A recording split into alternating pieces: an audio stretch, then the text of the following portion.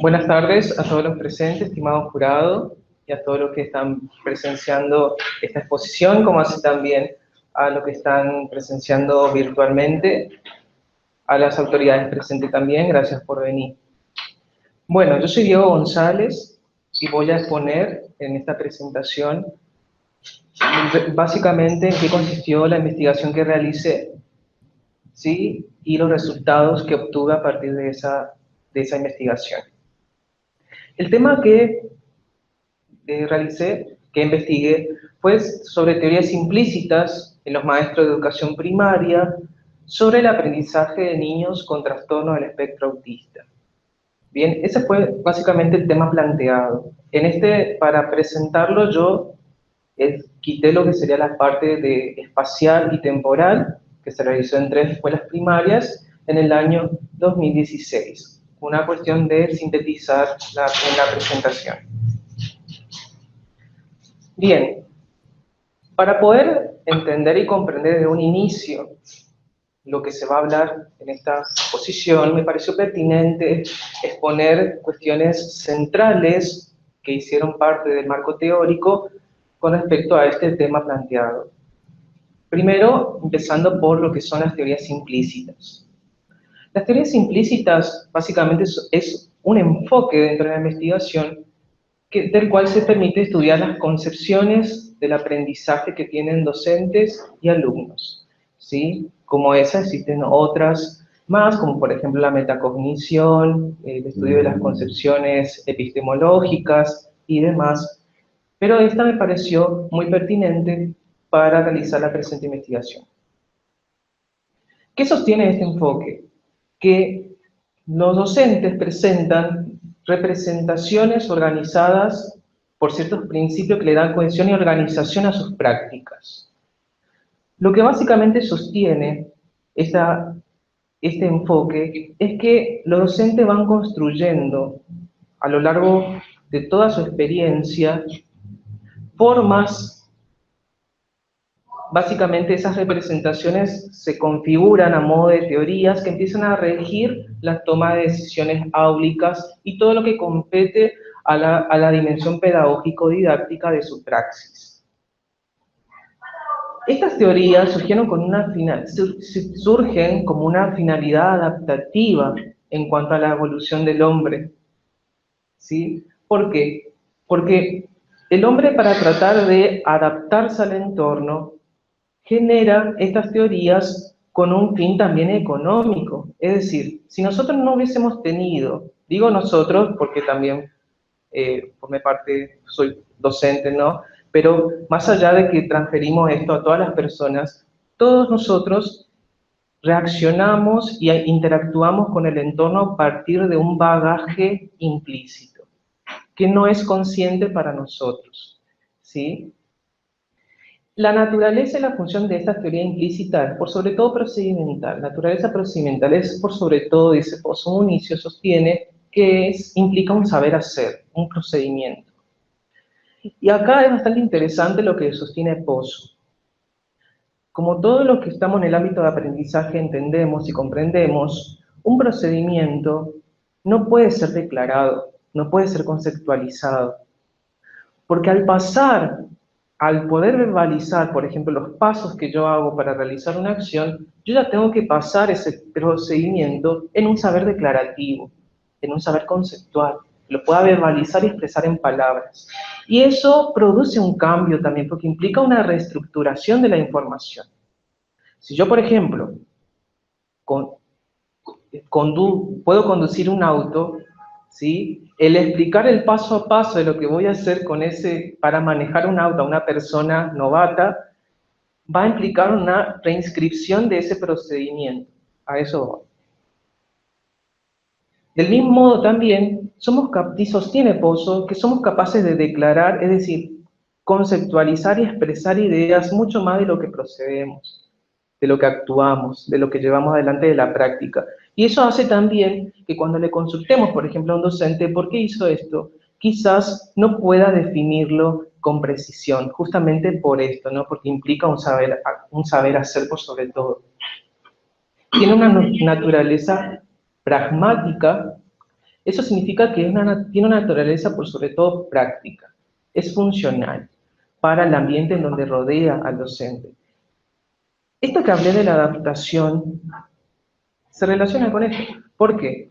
Porque esto de teorizar, por ejemplo, el aprendizaje de una determinada manera y llevar la praxis adecuada a esa concepción que yo tengo, hace que el docente se sienta seguro de lo que está haciendo en su práctica, ¿sí? Y eso sostiene también que quizás está llevando adelante bien su práctica y que puede continuar desarrollándola tranquilamente, ¿sí?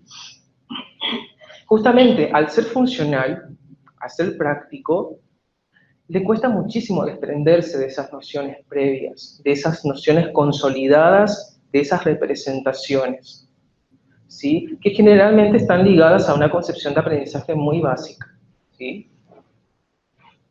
Son situadas encarnadas, también depende del contexto donde se desenvuelve. Si el docente está en un aula con 30 personas, tiene una forma de organizar su secuencia de clases que predomina, que está sustentada en esas teorías implícitas que él sostiene, que él creó, que él generó. Entonces, tiende a repetir esa secuencia, con otros 30 alumnos, con otros cursos, en otros años, la misma secuencia.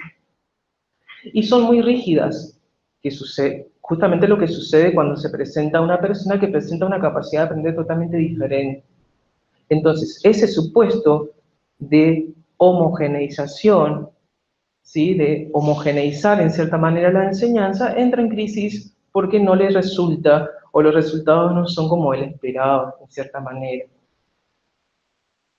Tiene también una naturaleza teórica, esto Pozo incorpora en otra bibliografía, porque sostiene también que esto que nosotros tuvimos por experiencia, él denomina experiencia simbólica, esto que fue producto de la lectura y de escuchar ponencias y demás, hizo que también se genere. Como así también experiencias directas, como así también experiencias vicarias, producto del modelado, ¿no? Estas teorías implícitas se clasifican en tres grandes teorías, digamos. La teoría directa, interpretativa y constructivista. Estas teorías van teniendo un supuesto de aprendizaje mucho más complejo en orden de gradualidad. La directa implica una concepción de aprendizaje básica y la constructivista una más superior, en términos de conceptualizaciones y demás. Paso a explicar ahora. A su vez también utilicé este autor Vilanova que menciona las teorías implícitas en función de las dimensiones del aprendizaje. ¿Qué es aprender? ¿Qué se aprende y cómo se aprende? Para una teoría implícita de tipo directa, el aprendizaje es una copia fiel del objeto. La crítica que se le emite constantemente a este posicionamiento es que crea un realismo ingenuo en el docente. Es decir, un realismo ingenuo en el sentido de que considera y cree en este supuesto, bajo este supuesto, que dos personas ante un mismo estímulo aprenden lo mismo de la misma manera, ¿sí? Entonces, el objetivo aquí es lograr que esa copia se produzca en el sujeto, en la persona.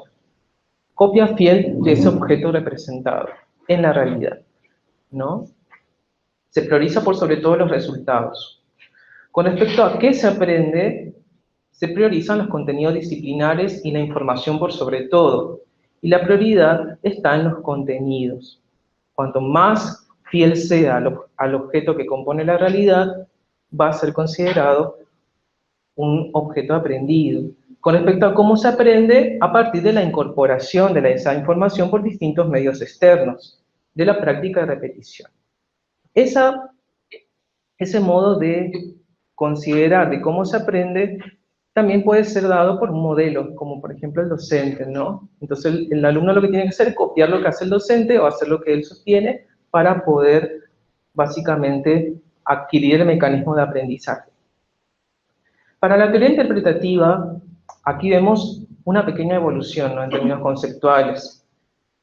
Porque si bien mantiene el supuesto de que el aprendizaje es copia de un objeto, considera que esa copia está limitada por lo que serían las condiciones del aprendiente. Aquí se pone en juego, por ejemplo, la motivación, la percepción, la atención, la memoria y demás, pero lo único adquieren relevancia solamente porque estos son medios para permitir esa copia del objeto. Entonces la prioridad sigue siendo los resultados, adquirir esa copia lo más fiel posible, ya no es la copia fiel, sino lo más posible de ese objeto de aprendizaje. Con respecto a qué se aprende, esta teoría interpretativa no solamente habla de contenido, sino también se aprenden a partir de ciertas capacidades cognitivas que se requieren, ¿no? Desarrollarlas, entrenarlas para lograr este objetivo. Con respecto a cómo se aprende, a partir de la incorporación de las funciones, de esta información, externa, procesada por todas estas capacidades cognitivas que se interrelacionan cuando uno aprende, ¿no? Para la teoría constructivista, Pozo sostiene que aquí no hay una noción de copia fiel del objeto ni copia, sino hay un posicionamiento perspectivista. Con esto que mencionaba, que en las teorías anteriores, o en la teoría directa más precisamente, ante un estímulo dos personas pueden captar exactamente lo mismo, para la teoría constructivista va a decir, no, esta persona, uno, no va a captar lo mismo o no va a aprender lo mismo. ¿Por qué? Porque sus condiciones de partida son diferentes. ¿Por qué? Porque hay toda una experiencia marcada que generaron esquemas previos sobre el cual el sujeto va a construir aprendizaje y va a reconstruirlos. Justamente lo que hace el sujeto para aprender, o qué es aprender, es representarse el objeto y recrear ese objeto en función de su propia experiencia vivida y sus propios intereses y demás. La prioridad aquí es el desarrollo de estrategias cognitivas. No es tanto la adquisición, en cierta manera, de un concepto y demás, sino adquirir las habilidades que me llevarán a mí a conocer y interrelacionarme con el mundo, ¿no? Con relación a qué se aprende, se pone énfasis en las capacidades cognitivas y en contenidos, pero la prioridad está por sobre todo en las capacidades cognitivas. ¿Y cómo se aprende? A partir de estrategias que permitan la indagación, la búsqueda de información, resolución de problemas y un planteo de nuevas preguntas, ¿no? Básicamente está posicionado en el desarrollo de las capacidades y habilidades por encima de una reproducción.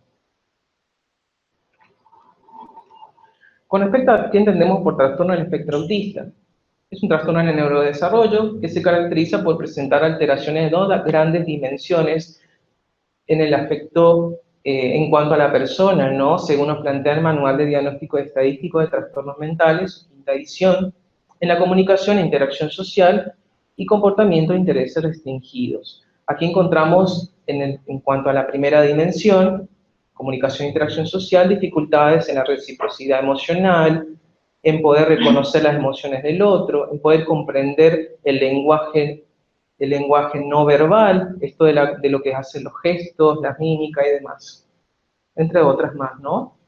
La falta de empatía, de poder posicionarse en el lugar del otro y demás. En cuanto a comportamiento e intereses restringidos, se observan conductas y comportamientos estereotipados. Básicamente aleteo de manos, puede mecerse, como así también se manifiesta ecolalia, que puede ser diferidas en el tiempo, pueden ser espontáneas y demás. Bueno, a partir de lo que hablamos, que podemos ya comprender de qué hablamos cuando hablamos de teoría implícita, como así también de TEA, podemos pasar al planteo del problema. Básicamente lo que se sostiene de un inicio es que en toda propuesta de enseñanza subyacen diversas concepciones sobre el aprendizaje, tanto de carácter consciente como inconsciente. Estas concepciones organizan las acciones y las decisiones que los docentes tienen sobre la enseñanza y el aprendizaje, incluso más que aquellas de carácter explícito. Es decir, para esta concepción, estas representaciones internas que se configuraron a modo de teoría tienen más peso que aquello que el docente puede conceptualizar. Y tienen una naturaleza del mismo carácter, es decir, es implícita. Entonces las preguntas de investigación que guiaron esta investigación fueron: ¿qué conocimientos declarativos tiene el docente sobre el aprendizaje de personas con TEA?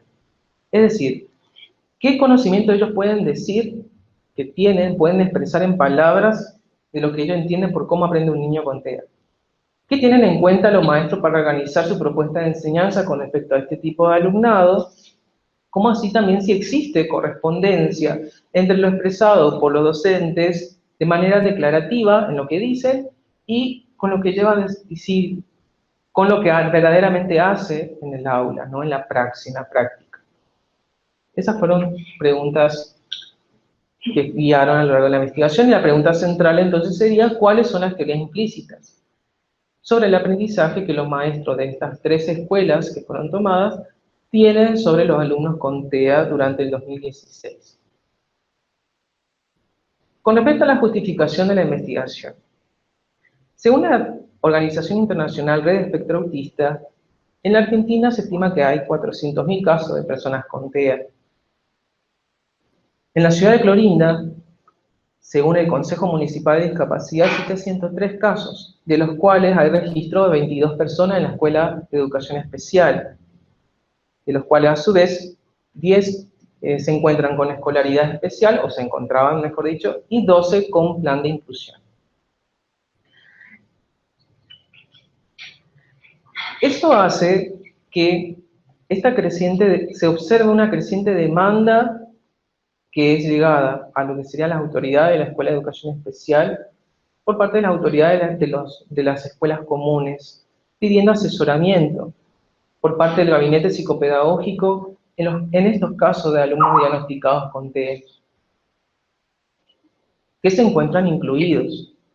Entonces la psicopedagogía, como sostiene Müller, que es esa interdisciplina especializada en el aprendizaje, y aquí me valgo un poco de la resolución que regula el funcionamiento del psicopedagogo, brindar asesoramiento con respecto a la caracterización del proceso de aprendizaje, sus perturbaciones y anomalías, para favorecer las condiciones óptimas del mismo, a todo aquel que requiera su visión. Entonces el psicopedagogo formado, ¿no?, capacitado, puede aportar muchísimo en función de cómo aprende una persona con TEA, ¿no? Porque el aprendizaje lo es todo, y más en contexto educativo cuando hablamos de aprendizajes formales para nosotros, ¿no?, que es nuestro objeto de estudio. Y esto no solamente hace a la función psicopedagógica, sino a la función del gabinete psicopedagógico, porque necesitamos un trabajo colaborativo entre los profesionales que lo integran para lograr esa inclusión educativa. Indagarlas, entonces, ¿de qué nos servirá? Sentar las bases para crear las condiciones favorables donde se pongan en marcha procesos de aprendizaje más adecuados en cada caso. Como el espectro autista es muy diverso, muy variado, va a depender de las características de la persona, del contexto educativo y demás, para brindar ese apoyo.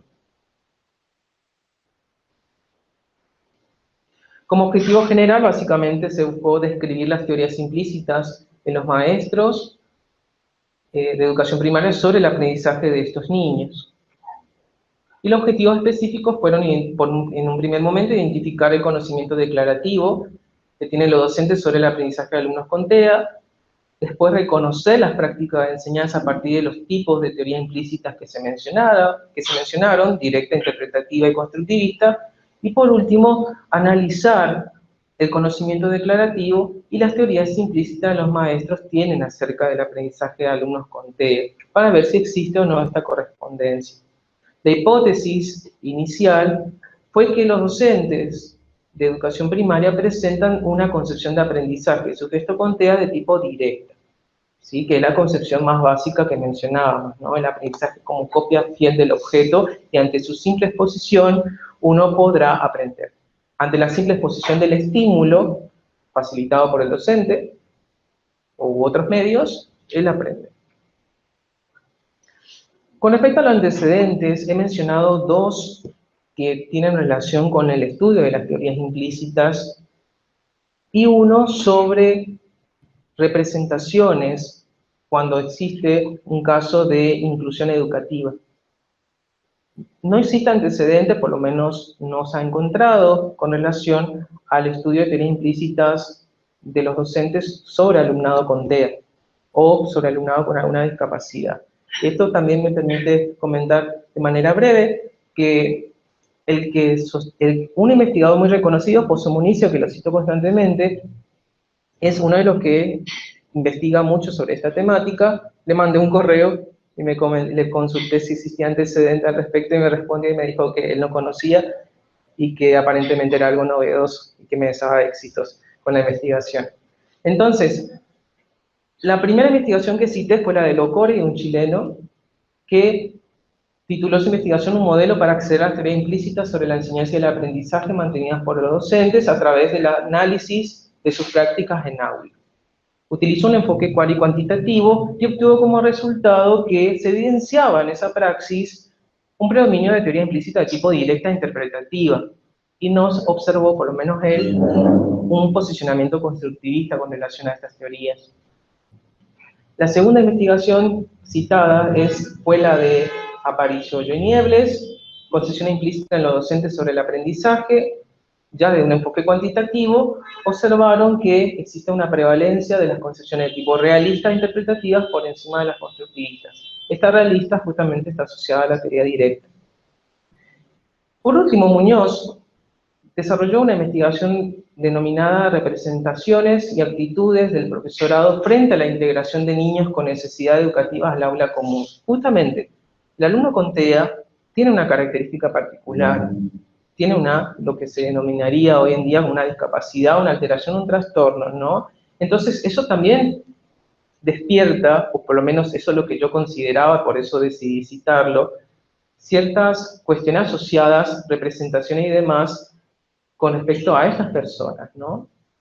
Entonces, de un enfoque cualitativo, esta autora, con un diseño de estudio de casos, evidenció que en las prácticas pedagógicas prevalecían actitudes de indiferencia, de sobreprotección, bajas expectativas de aceptación con respecto a este alumnado, que es algo que me sirvió mucho para el análisis de datos. Con respecto al diseño metodológico, el enfoque en la investigación mixto, donde se utilizaron instrumentos tanto del enfoque cualitativo como cuantitativo. Los instrumentos fueron una entrevista que fue básicamente abierta, porque planteó la posibilidad de expresar otras cuestiones, si bien había una guía inicial, era solamente disparador. Había un cuestionario de dilemas, que este era mi instrumento cuantitativo, con 11 enunciados, que fue readaptado del autor Vilanova para esta cuestión, que tenían 3 opciones de respuesta, ¿no? Opción A, B y C. Y cada uno de estas respuestas obedecían a un tipo de teoría implícita, directa, interpretativa y constructivista. Como así también a lo largo de los 11 ítems estaban distribuidos estas dimensiones del aprendizaje que mencioné. ¿Qué es aprender, qué se aprende y cómo se aprende? La población básicamente está limitada por docentes de educación primaria con alumnos con TEA en un plan de inclusión, y la muestra fue tomada de 5 docentes de educación primaria. ¿Por qué estos 5 docentes de educación primaria? Porque en la ciudad de Clorinda había 22 casos de alumnos diagnosticados con TEA. 4 estaban en nivel inicial, 5 estaban en educación primaria y el resto en educación secundaria, ¿no? Entonces, como yo ya había tenido una corta experiencia en educación inicial, dando talleres sobre inclusión de niños con TEA, y en secundaria, experiencia docente, decidí investigar e indagar la educación primaria, que fueron estos 5 casos seleccionados.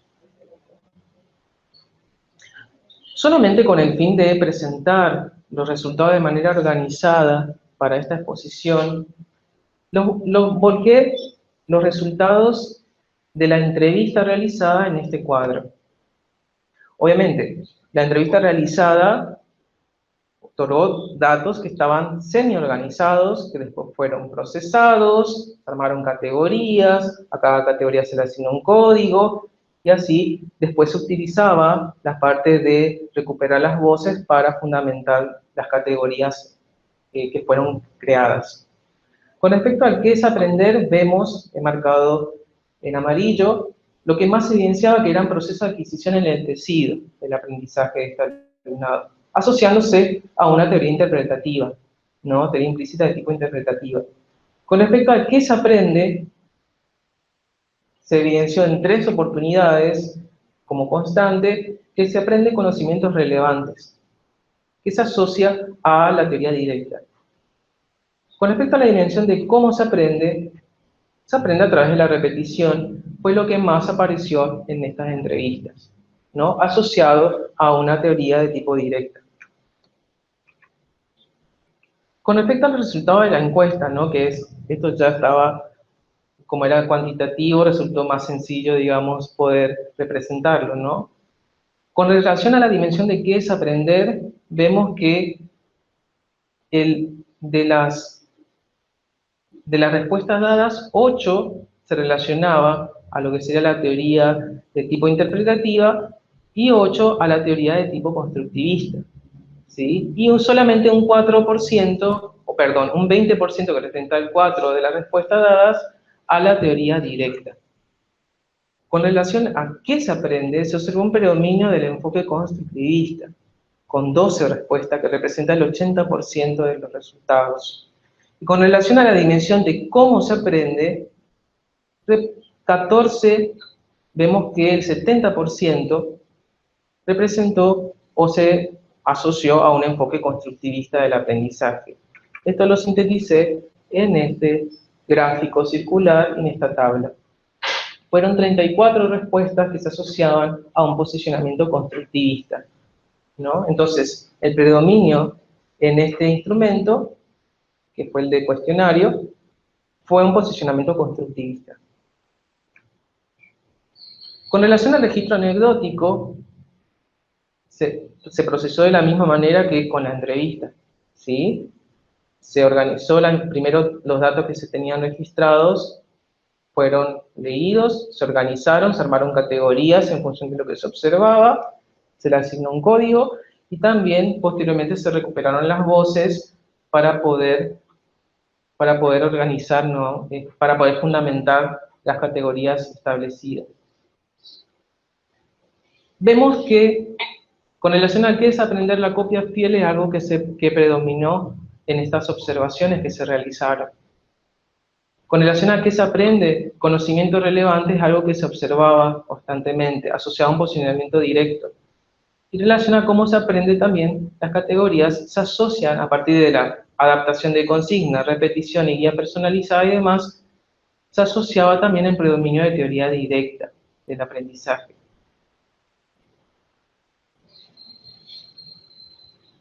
Las conclusiones que se arribaron fueron las siguientes. ¿Qué conocimientos declarativos tienen docentes sobre el aprendizaje de personas con TEA? Según se evidencia, en términos declarativos de los resultados obtenidos de la entrevista y del cuestionario de dilemas, ¿sí?, se observó un posicionamiento de tipo directo y constructivista. ¿Por qué directa y constructivista? Y por qué a su vez también menciono como conocimiento declarativo los resultados dados del cuestionario de dilemas, siendo que supuestamente debería medir cuestiones implícitas. Y esto es lo que sostiene también Pozo, que es lo que mencionaba, ¿no? Esto de poder poner en palabras y poder dar una situación en donde la persona pueda pensar qué va a responder, condiciona también los resultados del instrumento. Y eso es algo que se evidenció también cuando se realizaba se aplicaba este cuestionario. El docente consultaba: Diego, tengo que escribir lo que para mí verdaderamente es o lo que debe ser. Lo que usted verdaderamente cree. Entonces ahí uno como investigador ya observa que está también condicionado la respuesta que va a dar el docente, ¿no? Entonces, en el cuestionario predominó constructivista. En la entrevista, un posicionamiento directo. ¿Qué tienen en cuenta los maestros para organizar su propuesta de enseñanza con respecto a este tipo de alumnado? Simplificaciones de consignas, algo que se evidenciaba. Sintetización de contenidos a modo que se adecua a las necesidades del conocimiento básico, con excepción del sujeto 5, un caso particular, quien inducía a la niña con TEA, una niña, a realizar actividades en el mismo ritmo de aprendizaje que el resto de sus compañeros. respondiéndose así esta pregunta. ¿Existe correspondencia entre lo expresado por parte de los docentes de manera declarativa y la forma de organizar y desarrollar las propuestas de enseñanza?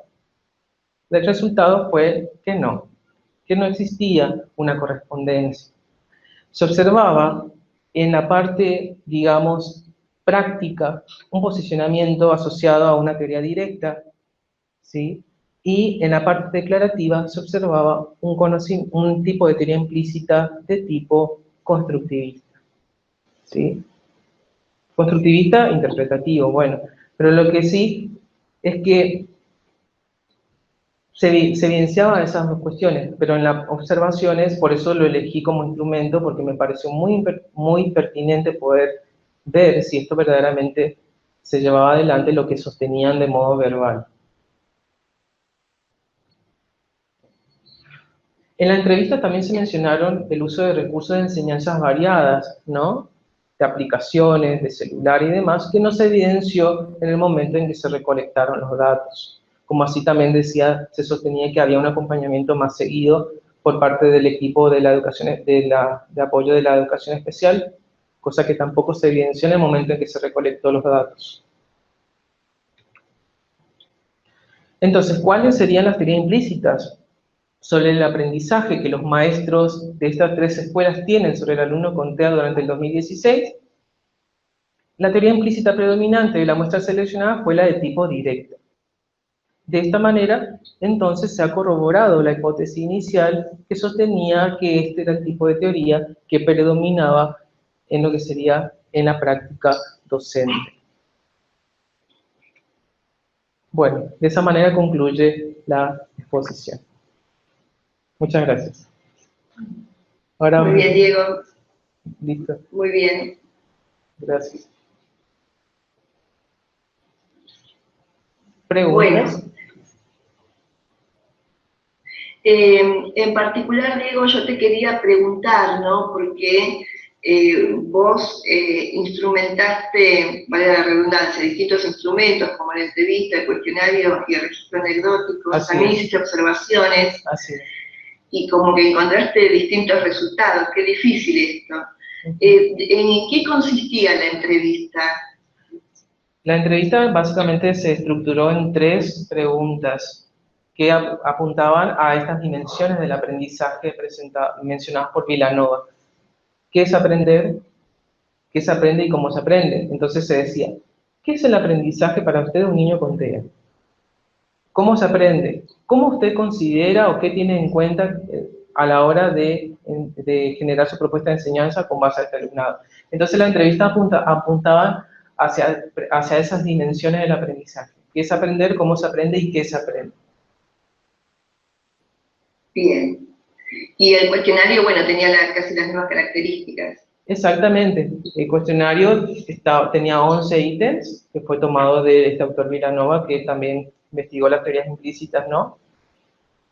Y de los 11, 5, por ejemplo, no recuerdo precisamente cuántos, 5 obedecían a la dimensión a la dimensión de qué es aprender, qué se aprende y cómo se aprende, estaban distribuidos. Y las opciones sí estaban organizadas en función del tipo de teoría implícita.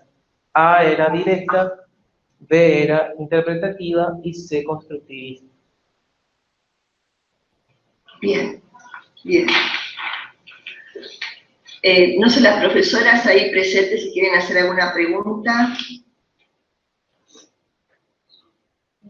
Sí, en mi caso me gustaría preguntar, o sea, que nos narres, nos cuentes, ¿cómo fue tu trabajo de campo? ¿Cuándo hiciste la primera inversión? Después, ¿cómo te sentiste haciendo tu trabajo de campo? Ese tipo de experiencias me gustaría que te cuentes. Sí, no, la verdad que como todo tesista, ¿no? Estaba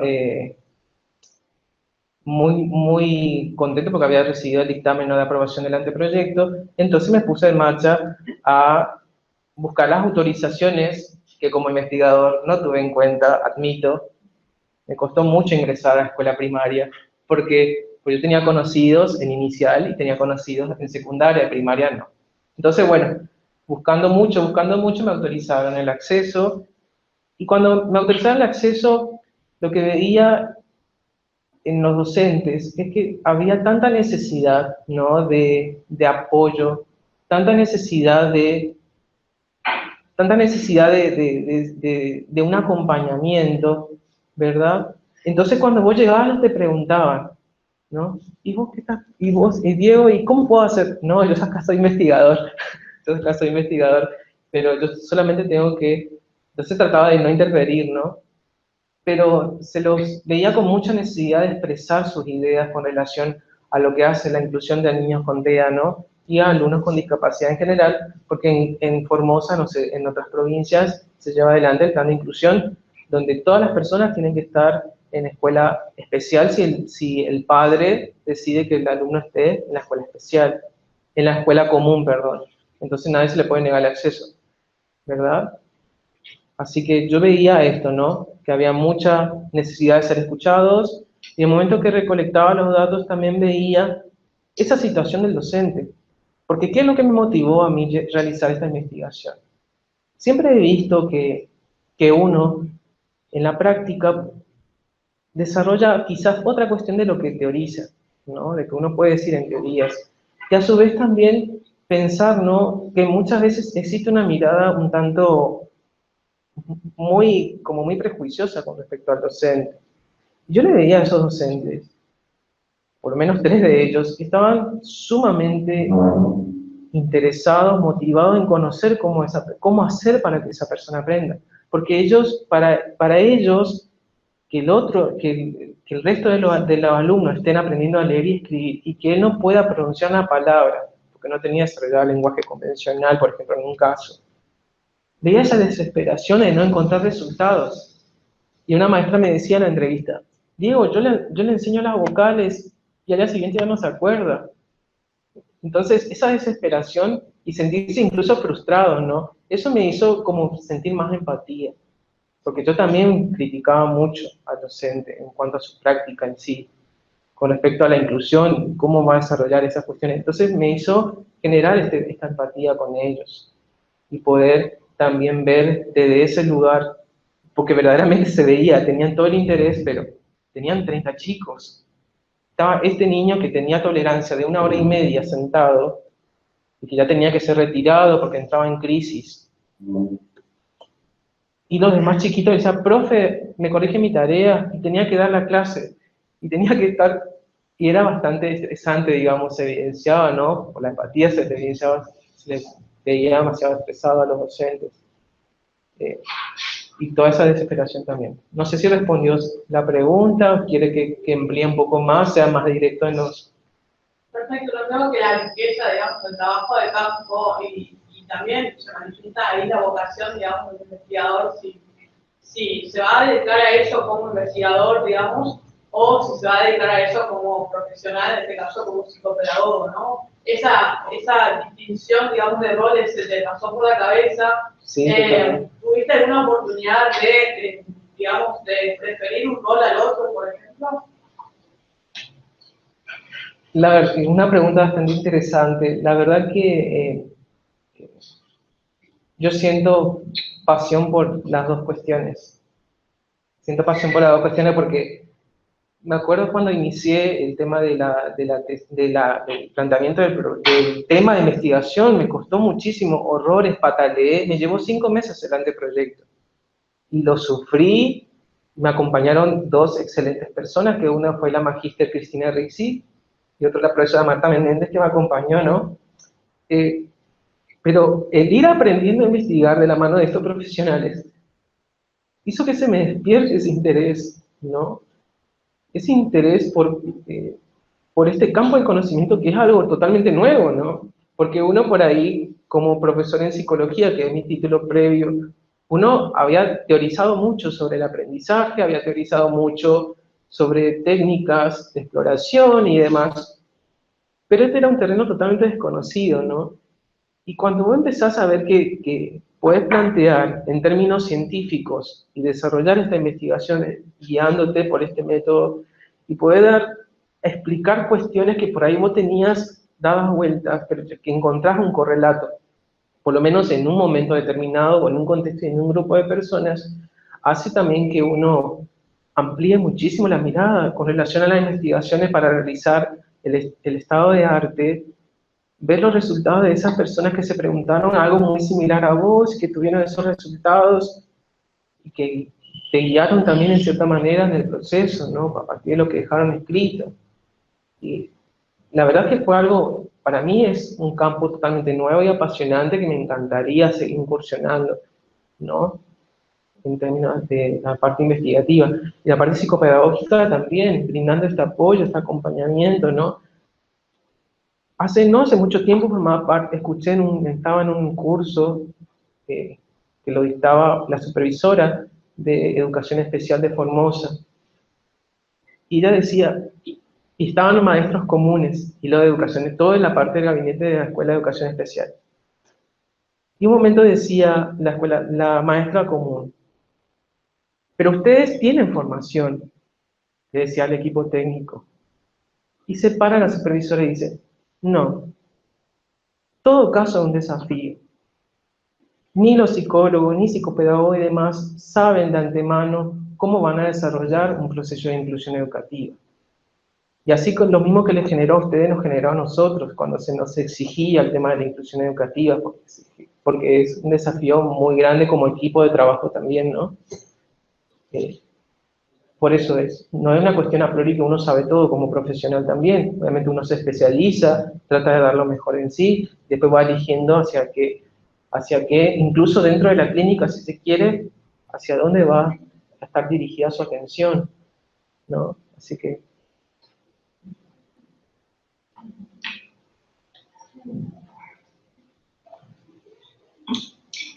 Bueno, Diego, muy bien. La otra pregunta era esta, pero la has desarrollado generosamente, ¿no? Bueno, ¿qué aporta tu investigación a la psicopedagogía o a las prácticas psicopedagógicas? Si querés agregar algo más. Sí, justamente esto. El conocer que estas teorías están impregnadas en las estructuras cognitivas hace también pensar de lo difícil que es producir un cambio en esa estructura, ¿no? Y sostiene Pozo, no es que tiene que existir un cambio totalmente, como un cambio conceptual, porque hay mecanismos que se utilizan para generar un cambio conceptual, sino reestructurar esa información que ellos tienen en función de una nueva. Y eso también es bastante importante porque muchas veces, por los cursos que vienen de provincia y demás, se le impone al docente un modo, una secuencia didáctica, un modo de enseñar. Pero si el docente no está convencido, no le convence, no va a abandonar esa teoría previa. Entonces, tiene que haber también, esto permite entonces pensar como psicopedagogo, generar las condiciones necesarias donde se pueda habilitar el diálogo con relación a los docentes y ver también, escuchar un poco sus posturas y ver también si a partir de esa reflexión se pueden generar esos cambios conceptuales, porque la metacognición también permite el cambio conceptual, permite esta reestructuración, esta reorganización. Perfecto. Bien, Janina, Silvia. No, por mi parte es suficiente. Sí, no, de mi parte también está bien. Bueno, para mí también. Bueno. Entonces te vamos a pedir, Diego. Te retires un ratito, entonces podemos dialogar con María Teresa y con Silvia, y dentro de un ratito te llamamos. Perfecto, gracias.